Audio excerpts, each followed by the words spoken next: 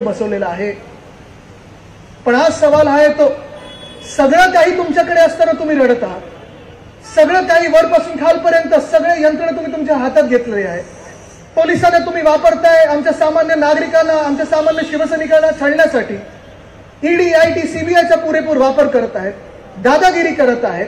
काल ते एक तो कोल्हापूर मधला गद्दार गुंड ज्याने एका मुलीच्या घरात घुसून तिच्या आई वडिलांना मारण्याचा प्रयत्न केला, तिला मारण्याचा प्रयत्न केला, त्या गद्दार गुंडाचे 50 फुटाचे होर्डिंग वंदनीय हिंदू सम्राट बाळासाहेब ठाकरेंपेक्षा मोठे होर्डिंग कटआउट त्यांनी तिथे लावले होते। क्षीरसागर त्याचं नाव। हे असं यांचं राज्य चाललेलं आहे। मी जेव्हा कल्याणमध्ये चाललो होतो, ज्या दिवशी आपल्या ते अभिषेक घोसाळकरला गोळी मारून ठार मारलं गेलं, त्या दिवशी राजन विचारे साहेब आणि मी गाडीत होतो आणि आम्ही तेच होर्डिंग्स बघत होतो जिथे जिथे त्यांना वाढदिवसाच्या सगळ्या शुभेच्छा दिल्या होत्या। एक पण असा व्यक्ती नव्हता त्या होर्डिंगवर जो सामान्य चांगला नागरिक असेल किंवा त्याचं काम चांगलं असेल। प्रत्येक जण एक तर कॉन्ट्रॅक्टर किंवा गुंड, कॉन्ट्रॅक्टर नव्हतं गुंड, ही गुंडांची फौज त्यांनी त्यांच्या मंत्रालयात रील बनवण्यासाठी सोडलेली आहे आणि हेनाच आता पोलिसांना सलाम करायला लावत आहे।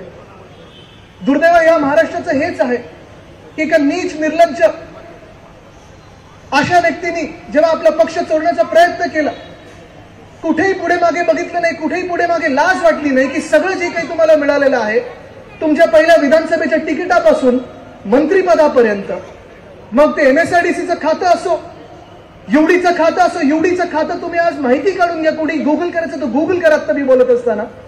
पण कधीही कुठच्या मुख्यमंत्र्यांनी नगर विकासाचं खातं दुसऱ्या मंत्र्याला दिलेलं नाहीये।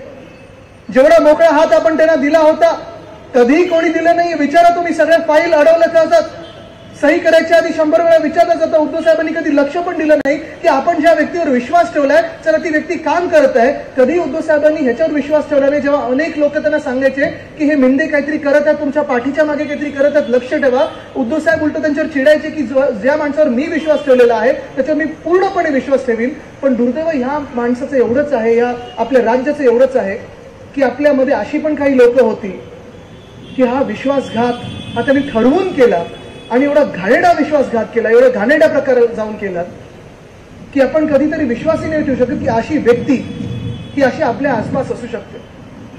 आज महाराष्ट्रामध्ये आपण पाहतात की उद्योगामध्ये गेल्या 2 वर्षामध्ये, गेल्या 2.5 वर्षामध्ये एक पण नवा उद्योग हे आणू शकले नाहीयेत। आणलाय नवीन? कधी ऐकलं तुम्ही उद्योग आलेला? ऐकलं एक तरी नवा उद्योग आलेला? कोणी नाही ऐकलं। एक ना नवी रोजगाराची संधी मिळते, एक नवीन नोकरी उपलब्ध होत नाहीये, नोकर भरतीमध्ये घोळ झालेला आहे।